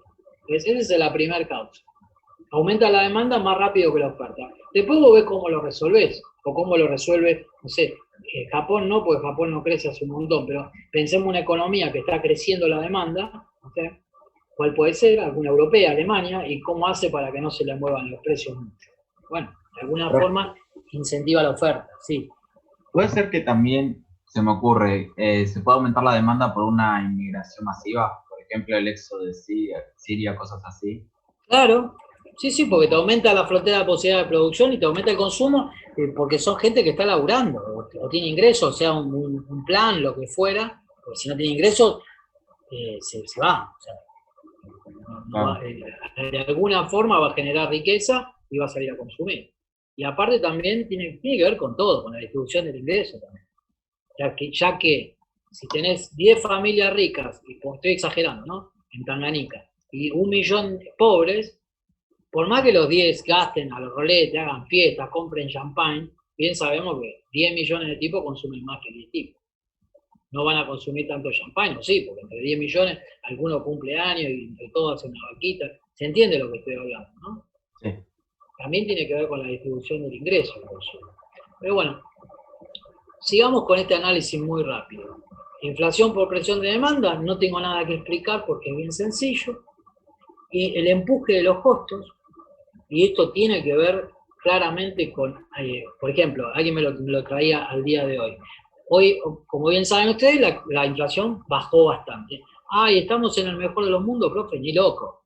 Pero estamos en inflación que ronda el 1,5% mensual, que para un país que venía con el 4, 5 mensual, es como la gloria, como que estamos diciendo, wow, vieron que todo el mundo dice, qué grande, bajó la inflación. Bueno, entre otras cosas, porque si ustedes se pueden ver, si bien hay cierta devaluación, es un precio de referencia fundamental. Por eso digo, miren si habrá ingenuidad, por llamarlo de alguna forma, en la expresión del presidente pasado, cuando decía que iba a resolver la inflación al toque, cuando él pensaba en liberar el dólar, cuando de entrada nomás lo hace saltar de 10 a 15. Yo no sé en qué mundo vivía para pensar que no se iban a ir avanzando los precios atrás de ese valor de referencia que es el dólar. No importa que no emitas, te van a aumentar igual los precios. Bueno, es un precio indudable que hay que tener en cuenta qué está pasando con el dólar, qué está pasando con los impuestos y qué está pasando con precios de insumos o de servicios que arrastran a otros. Si yo te aumento la inflación, imagínense otra vez, si vos como gobierno pasado decís que tu objetivo es pulverizar la inflación y te libero las tarifas y te las dolarizo a las tarifas, es decir, cualquiera de ustedes empresarios, ¿qué van a hacer? Digo, habíamos dicho, los factores de producción influían en la oferta, pero también en los costos. Digo, si a vos te sube la tarifa eléctrica, o se la sube a los proveedores de ustedes, que te lo traslada a su tarifa, algo absorberán, dirán ustedes, y no, que alguna parte se la traguen y pierdan, no ganen tanto. Ok, una parte, no son filántropos, el resto te la pasan al precio tuyo, que vos también comprás un poco más caro, producto de que aumentó la luz, por decirte, y ahí vos se lo trasladás a tu cliente y así va. Y esa es la carrera inflacionaria, tan sencillo como eso. Por eso digo, cuando a vos te dicen, vamos a resolverlo en 2 meses, y además solamente porque no emito, y o te está mintiendo, o insisto, o son vagos, ¿no? Se copiaron en un par de exámenes de economía, no saben economía. Perdón, profe, No sé qué interrumpo decir. otra vez. ¿Sí? Si aumentan los costos, ¿no bajaría la demanda? Y el precio En teoría, porque ahí empieza la puja salarial. Está bien. En teoría, y vamos a ver qué baja y qué no baja. Baja la demanda, cayó, sobre todo, como te decía, en los últimos 2 años. Digo, No, para no, nosotros venimos con un serrucho de 2014, no es que yo estoy haciendo una apología de los gobiernos anteriores a Macri, digo, hablo del gobierno anterior porque es el que ustedes vivieron, está cerquita para ustedes. No. Sí, que tenés razón, eso pasó el año pasado, no hablo de hace 15 años. Pero nosotros venimos en un serrucho, subo, bajo. Bueno, ya lo van a explicar los compañeros que ven PB. Profe, pero Sí. si hay un aumento de precios, el efecto que causaría sobre la demanda también depende de cierta forma de la elasticidad del producto. Por ahí hay Totalmente, productos que aunque bajen o totalmente. suban, la demanda se va a mantener constante. No necesariamente tiene que caer. Totalmente, pero pongámosle que hay cosas que te cae la demanda justamente porque son sensibles a la variación del precio o tienen una elasticidad alta. De todas formas, digamos, vos lo que empezás a sacrificar es un viaje en el exterior, sacrificás ahorros, fíjate que nada de eso impacta en la demanda real local. ¿Entendés? Postergás algunas cosas, pero otras no. Y sí, algunas cosas cayeron, como vos bien decís, aquellas que tenían mayor elasticidad. Déjenme terminar en estos 2 minutitos estas causas porque quiero arrancar con otro tema en los últimos 40. Pero rápidamente teníamos inflación por raíces estructurales. Por ejemplo, una raíz estructural típica es si yo tengo insumos críticos que son importados y esos están dolarizados, porque claramente se compran en dólares, y me aumentás el dólar de manera, ¿cómo se diría en matemáticas?, de carácter transitivo, me va a impactar en la inflación. Entonces, ese tipo de cuestiones estructurales, de exportaciones y de importaciones, van a tener una afectación y son las que se tienen que modificar, que siempre se habla. Vamos a tener un modelo de sustitución de importaciones, tema que también van a abordar compañeros de ustedes que lo vienen trabajando muy bien. Pero eso hay que generar condiciones para que eso sea estructuralmente sustentable, porque si todo eso se va a aplicar con una devaluación que después los precios se van corriendo hasta hacer que otra vez el peso esté fuerte en relación al dólar, bueno, y perder competitividad de nuevo, es una historia que por repetida ya cansa. Esperemos sentarnos en una mesa todos los argentinos y ver realmente qué cuestiones estructurales van a variar de acá en adelante para no tener inflación y poder crecer. Bueno, la cuarta tiene que ver con expectativas, de esto vamos a hablar seguramente o esta clase o la que viene, que tiene que ver con que si vos pensás que, digamos, que las cosas van a subir, pónganse en el comerciante ahora.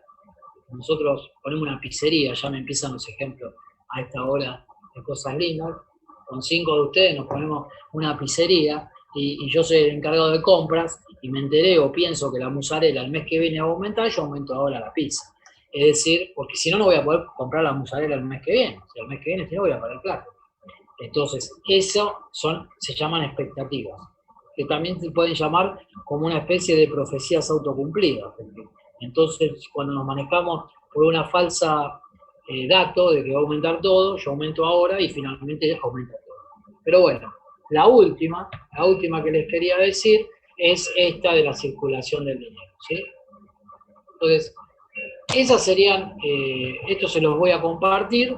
Ahora seguimos en la próxima, ahora se corta y vamos a empezar con otro tema, ¿sí? ¿Estamos, chicos? Están ahí, ¿no? Sí, profe, sí. Dale. Hola.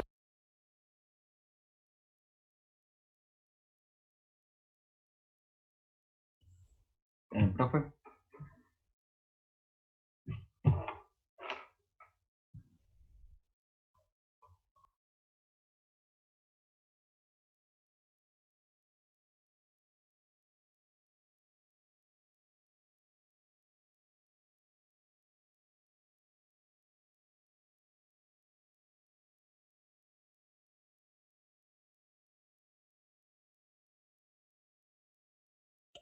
Perdónenme, chicos, estaba como un loco hablando solo. Digo, pero ¿por qué no me contesta?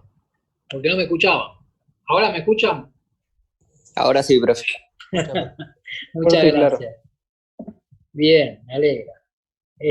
Bueno, ahora si me aparece alguno afuera, lo vamos a hacer entrar. Si ustedes ven alguno afuera, me avisan. Bien. Antes de empezar entonces con el nuevo tema, voy a dejar de compartir un cachitín en la pantalla. ¿Ustedes me están viendo a mí? ¿O qué ven? ¿No ven nada? Ahora no veía nada. La pantalla de inicio del Zoom nada más. Sí, antes se veía un PowerPoint. Ah, pero está ahora bien, no. lo mismo que estoy viendo yo y todo a ustedes. Bueno, voy a volver acá, pero no lean todavía esto. Entonces, no quiero que ninguno se me pierda. Paramos acá el fulbito un minuto y arrancamos el segundo tiempo. Vamos a tener clases, según dice mi reloj, una media horita más. Por favor, bánquenme. Son menos 20 y 10, nos vamos todos. ¿Está bien? Cerramos la puerta y hasta el martes que viene.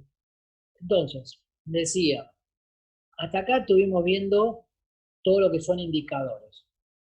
Por favor, trátenlos de estudiar.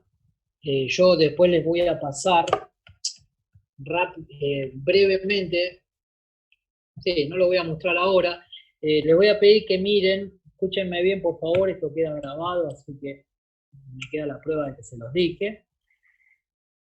Quiero que cada uno de ustedes busque el informe económico INDEC. Googlean, informe económico mensual, es un mensual que tira el INDEC. Ahí van a encontrar en capítulos, es un modo que, no sé, ya lo vieron ustedes, además de casi 300 páginas, con cuadro, gráfico, dato, número, bueno, no me interesa que miren todo eso, sí me interesa que encuentren las definiciones de todos los indicadores que encuentren ahí. Van a encontrar, por supuesto, pobreza e indigencia, van a encontrar desocupación, van a encontrar todos los de producción, incluidos los propios de ustedes, o sea, el ISAC, van a encontrar IPC, el ICC, que es el de costo de la construcción. Bueno, todos esos quiero que ustedes los lean de ahí. O sea, ¿qué hacen? Agarran el PowerPoint mío, buscan el nombre del indicador, se van a ese bodoque estadístico que publica el INDEC mes a mes. No me importa que agarren el último, pueden agarrar el del año pasado, porque las definiciones son las mismas, y ahí van a tener las definiciones duras de cada uno de los indicadores. ¿Se entendió? Yo no les voy a tomar números, no les voy a decir cuánto evolucionó la construcción o el ISAC en marzo respecto a febrero. No, eso no voy a hacer. Quédense tranquilos, por supuesto que alguna mente inquieta, que sé que hay varias en la clase, porque no es el primer año que doy esta materia, repito a ustedes, a los ingenieros civiles. Bueno, aquellos que tienen esa mente inquieta de saber más, lo van a tener ahí. En vez de 15 minutos en estudiar estos indicadores, se quedarán un rato más leyendo indicadores. Muchos de ustedes, insisto, a partir de la experiencia de otros años, me mandarán mails, me preguntarán, che, profe, ¿cómo viste esto? O lo que sea. O no tenés un informe de la construcción para recomendarme de alguna consultora que procese todos esos datos, cosas así, van a aparecer, pero no son necesarias para aprobar la materia. Piense tranquilo. Es como un bonus track. Lo que sí es necesario para aprobar la materia, cuando hablo de aprobar la materia, estoy hablando de sacar más de 8, es ni más ni menos que estudiando bien todos estos indicadores. ¿Sí? ¿Preguntas hasta acá, muchachos? Yo tengo una duda. No, profe, todo claro. Yo tengo una duda con lo de inflación por costos. Sensible, Nicolás. La inflación por costos supone que va a aumentar el precio, pero es una sola vez, sino, por ejemplo, el caso de que suba un impuesto. Sí, ocurre una sola vez, no es sostenido en el tiempo. Y no, Nico. Si yo te sumo, supongámosle, ¿no? Yo te hay todo un temita ahí, porque yo voy a entender que impuesto es una tarifa y no es estrictamente un impuesto. Pero si yo te digo que la luz aumenta un 20% y vos tenés una fábrica que usa mucha energía, o sea que en tu estructura de costos ese 20% equivale, no sé, a un 5% en el costo final, bueno, listo. Como el aumento no es ese mes, sino de acá en adelante, ese 5% se va a quedar mantenido. Vos me decís, bueno, pero el 5% después ya es igual respecto al mes anterior. Sí, pero cuando yo evalúo todo el año, yo ya sé que a partir de mayo vos aumentaste un 5% de tus costos. Y lo que es peor, otros proveedores tuyos, que también se vieron afectados, van a ajustar y a lo mejor ya tu cartera o tu estructura de costos ya pasa a ser en realidad, en lugar de 5% del impacto, de manera directa o indirecta ya pasa a ser 8, 10, ¿entiendes? Empieza toda una cadena, vos aumentás tus costos y así va. Es la Claro, historia del sería último. trasladar el costo más que nada. Claro, es el tiempo, Nico, es lo que vivimos nosotros, vos, yo, ahora. O sea, imagínate, eso tiene que ver claramente con el tema del costo. Pero como habrás visto, tranquilos, cuando lo lean mejor, lo van a entender mejor, es una ensalada. Yo no sé, no quiero entrar en debates políticos, decir, es más de esto, menos de esto otro. Yo les tiro 5 razones. Lo que sí está claro, y eso para que nadie se llame engaño, es que la causa no es solo la emisión monetaria. Es más, no los quiero aburrir con todo esto, pero podría explicarles que Estados Unidos es una bestia emitiendo y tiene inflación bajísima, la animalada de plata que se emitió en la Argentina durante estos 6 meses, y está cayendo la inflación. Y así puedo seguir dando ejemplos. Es una cosa insólita escuchar a colegas míos, algunos más topísimos que otros, con peinados estrafalarios, que en 2 minutos te dicen, se te sientan y te dicen, mira, es muy fácil esto, la inflación no emitas si no tenés inflación. A ver qué. Yo insisto, o no estudiaron, son vagos, se copiaron en ese examen, mienten, no sé. Yo porque me agarraste en inquietud más que nada porque tenía entendido que tenía que ver con la oferta y demanda de dinero, más que con solo emitir. Claro. Y bueno, por eso cuando se vino demanda, por empuje de costos y todo eso, medio que me descolocó. No, porque yo estaba hablando de bienes y servicios, no estaba hablando de dinero, por eso digo, porque no es una cuestión monetaria o solo monetaria. Claro. Nadie, insisto, que nadie se confunda de decir, bueno, el profe de economía dijo que no tiene nada que ver con la emisión. No dije eso. Es una ensalada, tiene 5 ingredientes, cada uno verá si le pone más lechuga, más tomate o más cebolla. Lo que yo sí digo es que es complejo. El bicho es complejo de dominar. Porque cuando otra vez, porque esto siempre vuelve, ¿no? Uno venga otra vez topísimo y diga, no, muchachos, esto lo resuelvo en 2 semanas. Bueno, ustedes como ingenieros que ya van a hacer en ese momento, digan, me está chamullando. Porque no es. Hace 40 años pasaron tipos de todos los colores políticos por nuestra querida Argentina y nadie dominó el potro, o si lo dominaron por un tiempo. No es. Bien, vamos a hablar un poquitín, si te parece bien, de pensamiento económico. Nosotros decíamos, cambiamos la óptica. Sí, bueno. ¿Quién habla? Dale, Damián.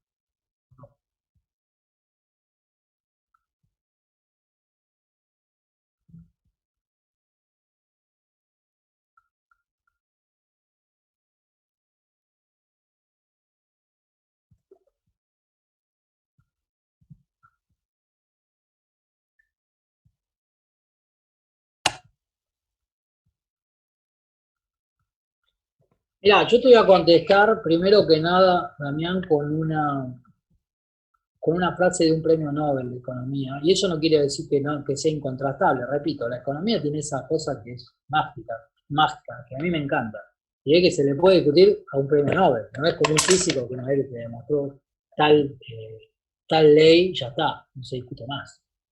Entonces, este premio Nobel decía que la inflación es una cuestión que se puede asemejar a la temperatura de un ser humano. O sea, tener mucha temperatura indica que tenés una infección, que tenés una enfermedad. Tener muchísima temperatura, probablemente te mueras.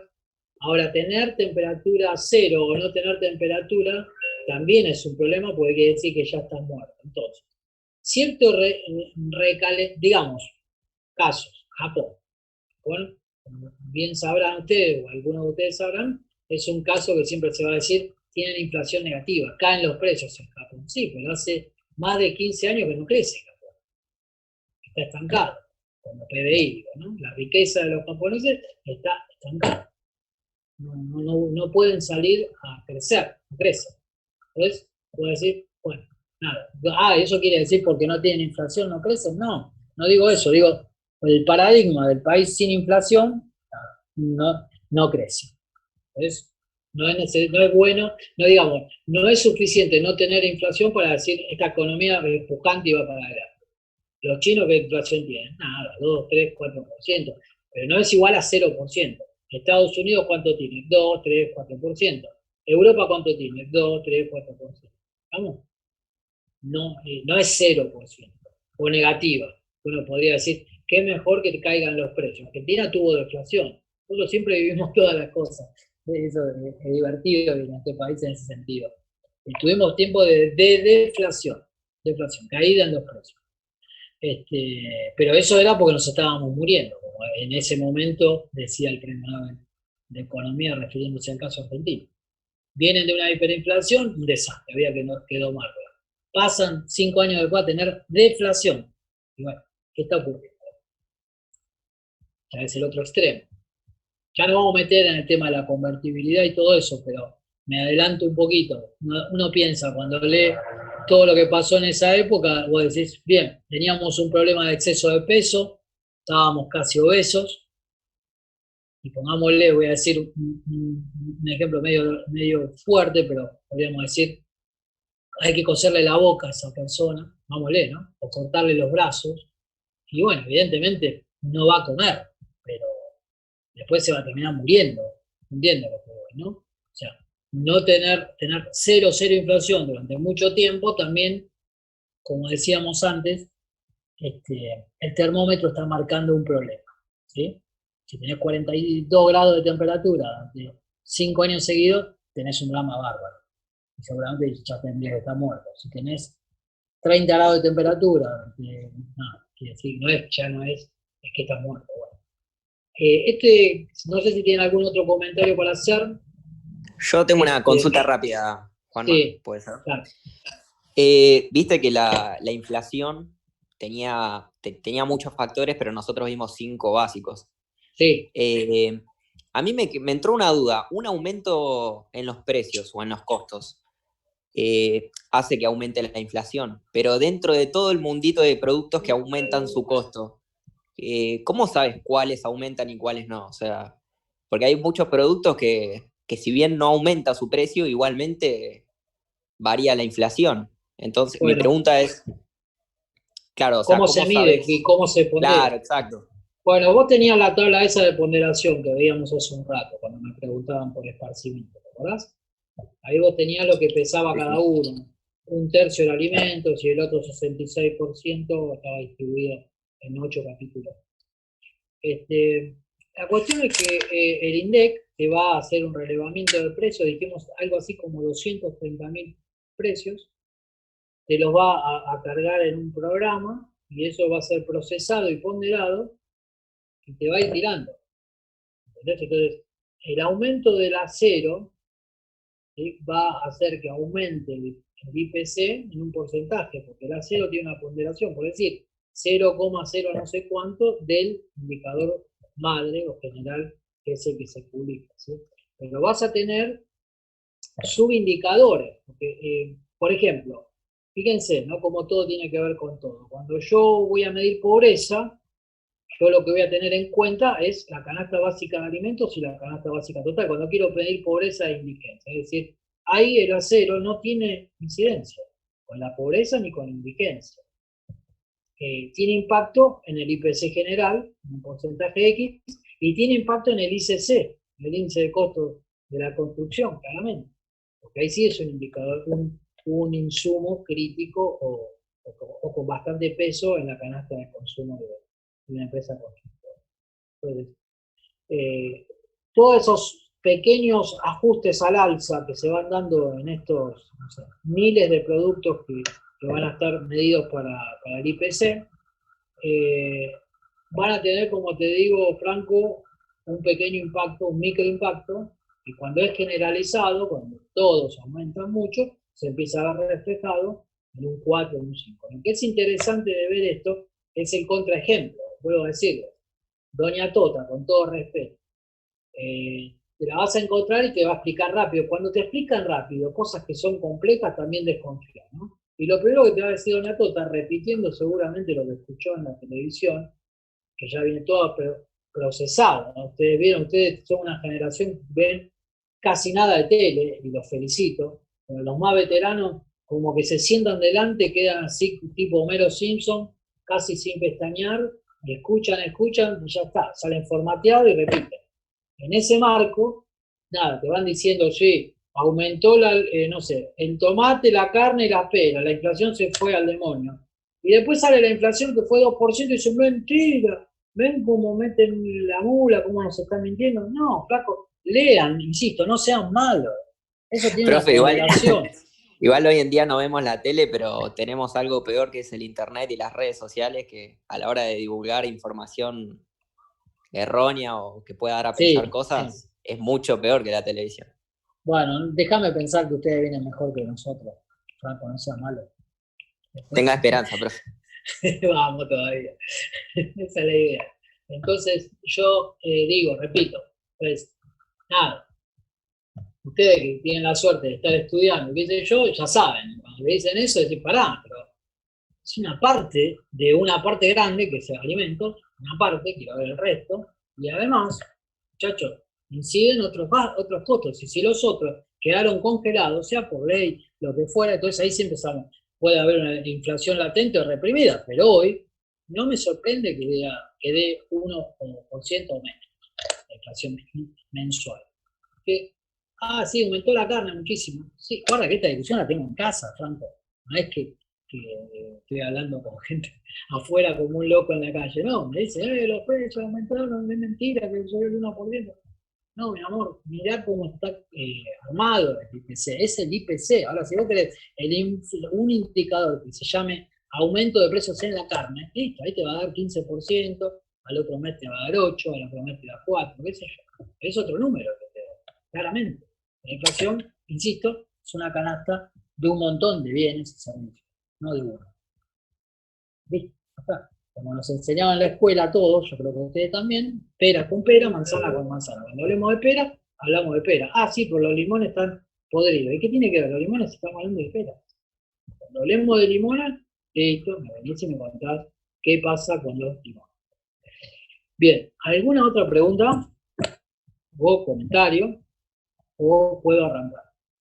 Aunque sea ahora, ya me quedan 20 minutos para cumplir mis palabras, pero algo vamos a ver. Bien, entonces, ya que se quedan calladitos, voy a tratar de ir avanzando entonces. ¿Por qué es interesante estudiar la evolución del pensamiento económico? Ustedes dirán, ¿para qué?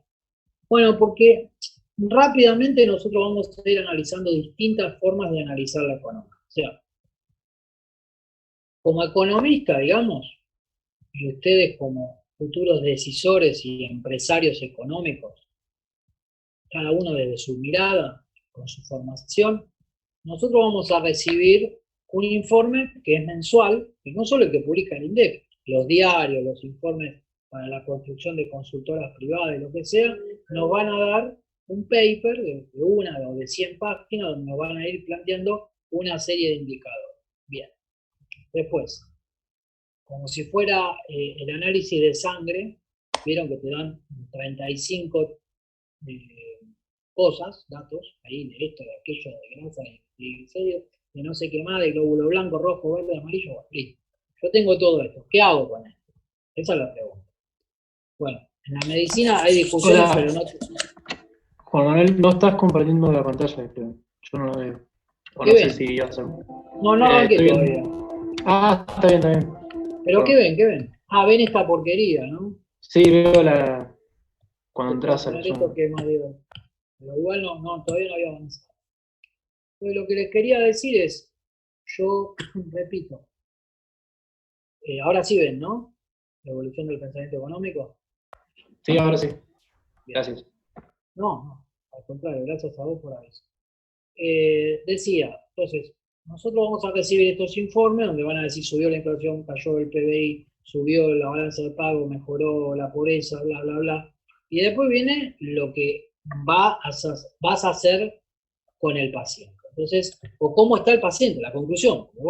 Insisto, cuando nos sacamos sangre te dicen, che, tenés 1 millón de glóbulos rojos, 5 millones de blancos, no sé, triglicéridos 3%, esto allá, y ¿Y qué hago con esto? Flaco? Estoy bien, me voy a morir mañana, tengo vida para rato. ¿Eso quién te lo va a interpretar? Un médico. Y a partir de ahí viene del diagnóstico, viene ¿cómo se llama? El tratamiento. Ahora bien, en el caso de la medicina, hay, lamentablemente, ya les pasará cuando empiecen a frecuentar un poco más los médicos, yo tampoco es que voy todos los días, pero ante ese análisis es posible que un médico te diga, no, flaco, dejá de tomar vino a la noche, y otro te diga, el vinito ese de la noche te está salvando. Si hay contradicción en la medicina, imagínense lo que es entre economistas. Entonces, la cuestión es, subió la pobreza, ¿qué hacemos con eso? Lo decíamos, ¿se acuerdan en las primeras clases? Alguno dirá, hay que darle, no sé, subsidios, otro dirá que se mueran de hambre, así somos menos, qué sé yo, otros dirán que se vayan del país, si son inmigrantes, ¿para qué vinieron? Que se fuera. Los primeros que hay que echar son los inmigrantes, otros van a decir, no, los inmigrantes somos todos hijos de inmigrantes, qué sé yo. Y ahí van a empezar toda una serie de discusiones que en el fondo van a ser económicas. ¿Y por qué tenemos distintos enfoques ante algo que no hay discusión? Porque cómo se mide el desempleo no hay discusión. Además, es mundial.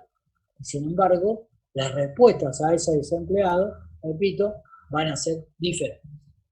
¿Por qué son diferentes? Porque se están miradas bajo un prisma o una ideología o un pensamiento que es muy contradictorio. Y aún dentro del capitalismo. O sea, no estoy hablando de la contradicción que pueda haber entre un marxista o un socialista y un capitalista. No, no. Estoy hablando dentro del capitalismo, donde se supone que todos quieren que el sistema funcione de la mejor manera posible, va a haber muchas contradicciones y peleas. Como decíamos siempre, esto no es una historia de amor.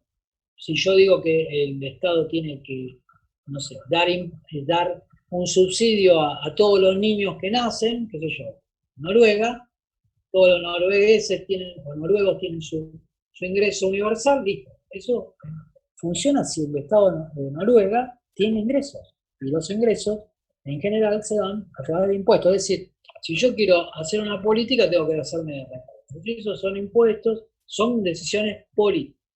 ¿Sí? Decisiones políticas, de política económica.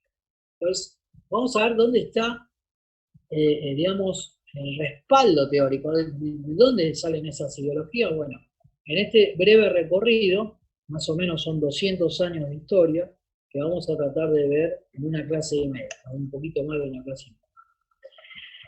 Bien, y que muchas de estas cosas van a estar incluidas en las monografías que ustedes plantean, donde van a ir descubriendo que fueron escritas por economistas, que yo les dije al principio de la clase también, cuando nos empezamos a conocer, que los economistas estamos obligados a tomar partido.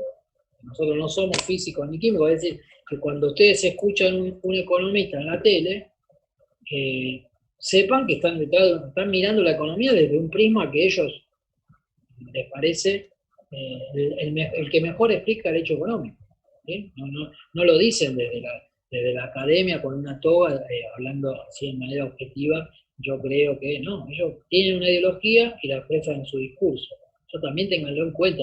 Repito, yo estoy formando ingenieros, escucha, ustedes no pueden ser tipos que los van llevando de la orejita sin darse cuenta y levantando los hombros, repito, como Homero Simpson. No, todo lo contrario. Ellos son la élite del país. Los que menos tienen que caer en la simplificación y más en la complejidad del análisis. Para eso tienen que tener datos. Bien, los datos se los voy a ir pasando yo, a ver, por lo menos para que le vayan quedando algunas ideas hacia adelante. Entonces, decíamos, vamos a recorrer esos 200 años, vamos a hablar de capitalismo, sobre todo, vamos a poner el foco ahí.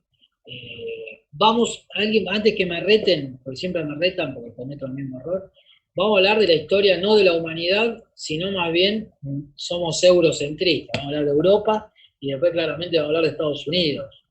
No me empiecen con que sí, que los chinos, los árabes, ya todos los años me retan con lo mismo, hoy este año no me retan con eso. Yo hablo de la humanidad muchas veces, pero me estoy refiriendo a Europa y a América, no me estoy refiriendo a todo el planeta.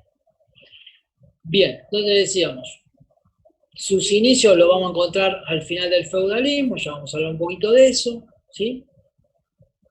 En el siglo XX, sobre todo, se da un proceso donde queda muy cuestionado, parece que se está cayendo. Algunos historiadores lo llaman al siglo XX un siglo corto que arranca en la Primera Guerra Mundial o en la Revolución Rusa y termina con la caída del muro de Berlín. Son 80 años que pasa de todo en la humanidad. Por supuesto, ustedes saben también, que siempre se los digo, esto no es una historia de amor, cómo resuelve los conflictos económicos la humanidad, y lamentablemente en este caso fue con 2 guerras mundiales, 2 bombas atómicas, todo lo que puedan imaginarse pasó en esos 80 años. Y después de eso viene la etapa actual, que sería la etapa que vamos a ir viendo al final. Bien. Arrancamos con el trueque, ¿sí? No hay mucho que decir, lo que sí quiero que se entienda es que miren este mercado que está acá a la izquierda, donde es fácil entender qué se está traficando o vendiendo o transando, y acá, que ahora, esto es como si fuera una imagen recontra moderna, super top, que es una bolsa, ya hoy realmente entre las criptomonedas y todo lo que se transa en internet, esto es una antigüedad también. Tendría que agregar acá otro dibujito u otra foto que tendrían que ser, no sé, fantasmas llevando plata, y no sé cómo lo podrían graficar para explicar cómo es hoy el tráfico y la tranza de bonos, de acciones, de criptomonedas, etcétera, etcétera. Pero nada, para que vean la complejidad y cómo fue modificándose esto, no más que nada. Entonces, hablábamos recién del sistema feudal. Chicos, les hago una advertencia. Cuando falte un minuto voy a cortar, y seguramente voy a cortar en la mitad de un tema. Bueno, lo vamos a empalmar el martes que viene, ¿sí? Quédense tranquilos. Cierro la advertencia. Entonces, vamos a ir despacito recorriendo muchos años, así que estén atentos. El feudalismo decíamos que es el primero que tomamos, ¿sí? Podríamos orientarlo desde el siglo IX hasta el siglo XIV, más o menos, ¿sí? Fíjense que se va a desarrollar en lo que se dio en llamar la Edad Media. El sistema feudal es un sistema típico de una pirámide muy rígida, ¿sí? Fíjense, 0 de movilidad social, los vasallos, la base de la pirámide, en el medio los caballeros y la nobleza. No vayan a pensar que había más que vasallos, claramente no funciona así la economía, la base era mucho más grande. Después tenías acá lo que eran los cortesanos, y finalmente el rey. Lo que les quiero decir es que este muñeco que está acá arriba, además de ser el rey, era el representante de Dios en la tierra. Tenía algunas propiedades de índole super hombre. Por lo tanto, lo de la movilidad social nula, o sea, salvo el caso histórico de Caperucita Roja, no, de la Cenicienta, ¿sí? Que es un caso verídico, donde la niña pobre se casa con el rey y viven felices eternamente. Bueno, salvo ese caso, lamentablemente no reconoce la historia de otros casos, y estoy haciendo un chiste con la Cenicienta, nadie vaya a pensar que existió ese caso. Digo, no hay, era muy difícil que estos tipos pudieran ir trepando hacia acá, salvo que nada, se les ocurriera hacer una revolución, lo cual estaba complicado, porque al enfrentarse al rey, se estaban enfrentando a Dios, o sea que iban a tener doble castigo, los soldados del rey, y si no te agarraban los soldados, Dios en algún momento te iba a ajustar cuentas. ¿Sí? O sea, era complicadísimo, por no decir imposible, tener esa movilidad. ¿Cómo funcionaba este sistema? Fíjense, los campesinos, la base que decíamos recién de los vasallos, eran el sostén económico de sacerdotes y caballeros, ¿sí? Tenían pocos derechos y muchas obligaciones. Repito el tema de Dios, unido a todo lo que era el rey y su familia.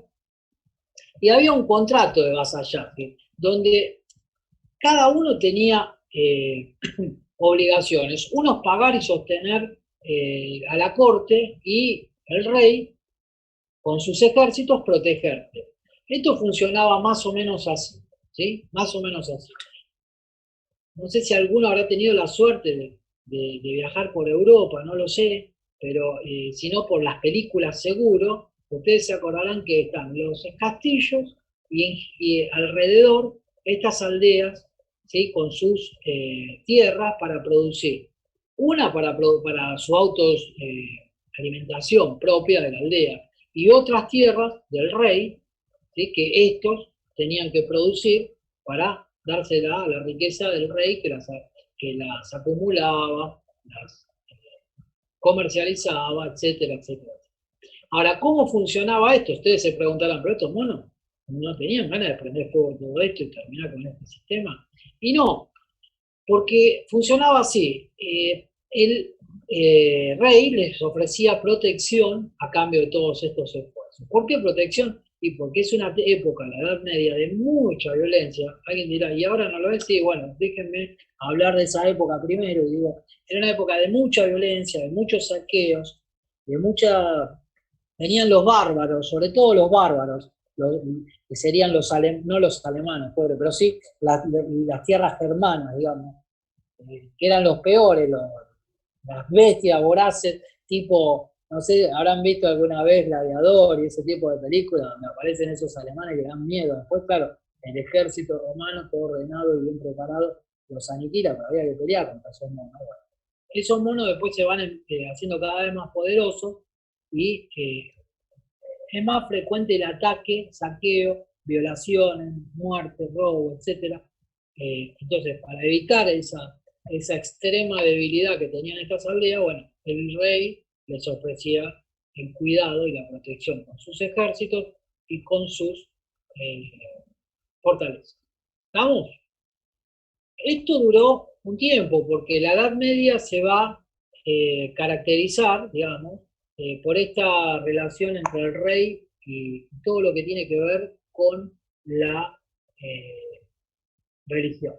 Es la época, digamos, oscura de la historia, es la época donde el mundo no va a avanzar. Yo siempre digo, dimos como ventaja, desde que cae el Imperio Romano, con todo lo que tenía de bueno y malo en términos de progreso, ciencia y qué sé yo, hasta que se produce el fin de la Edad Media y se entra en la modernidad, allá por el fin del siglo XV, un montón de años, 1000 años más o menos, de estancamiento intelectual, donde el tipo que pensaba medio raro lo prendían de fuego en la hoguera, o la mujer que pensaba medio raro era una bruja que también la pasaban por la hoguera. Es decir, una época muy oscura del pensamiento de la humanidad, digamos, ¿sí? Y bueno, y funcionaba, pues, entre otras cosas, por esto, porque había agresores externos, vándalos que pasaban por encima de todos, y porque había un rey que te daba protección y que además dependía de él. Bien.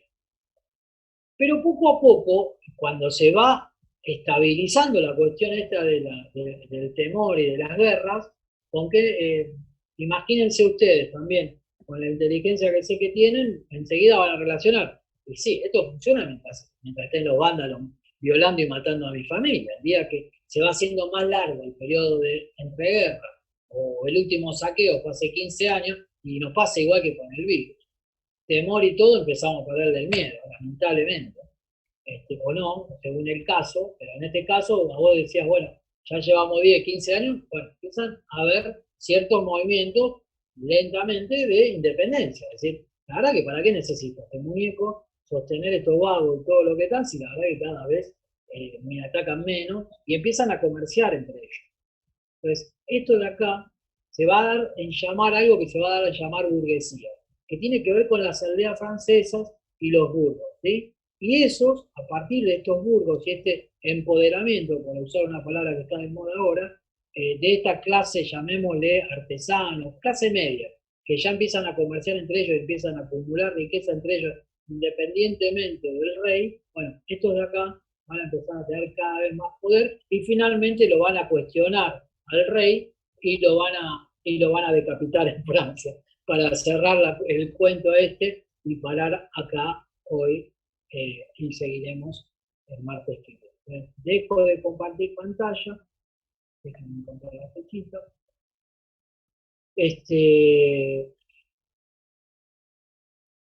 Prendo mi cámara y les digo entonces que por hoy llegamos acá, que les agradezco mucho la participación y que estén acá, espero que estén acá, que no se me hayan ido, ya tengo un dedito pulgar arriba, ahí. Y bueno, vayan dando una lectura. repito, de mi modo de ver, y creo que ya estamos todos más o menos de acuerdo, vamos a intentar tomar el parcial cuanto antes, pero ese cuanto antes no va a ser inmediato, vamos a tener todo el tiempo para que ustedes estudien, ¿sí? Así que los voy a mantener al tanto de esto. A Joaquín creo que le debía, ya no me acuerdo a quién le debo la corrección, quédate tranquilo que te la voy a devolver próximamente a todo el equipo. El resto vayan laburando y con los trabajos, y bueno, y el martes que viene nos volvemos a encontrar. Les mando un abrazo, un saludo.